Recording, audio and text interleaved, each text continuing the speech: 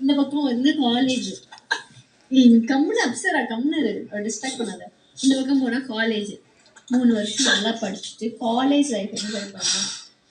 வெளில வந்தா ஒரு நல்ல கரியர் இருக்கும். அப்படியே சுவிட்சர்லாந்துல வேலை கிடைக்கும். எனக்கு ஃபீவரா இருக்கா, எனக்கு என்ன சாப்பிட்டாலும் இறங்க மாட்டேங்குது. வேலை செய்யும் போதே ஸ்டூடெண்ட் ஜாப் இந்தியன் ரெஸ்டாரண்ட் சாப் டாக்டர் மஸ் அப்ப ஏதாவது லவ் செட் ஆச்சுன்னா உண்டு, அது வேற டிபார்ட்மெண்ட். ஆனா லவ் செட் ஆகும், நம்பதான் பயமா இருக்கு.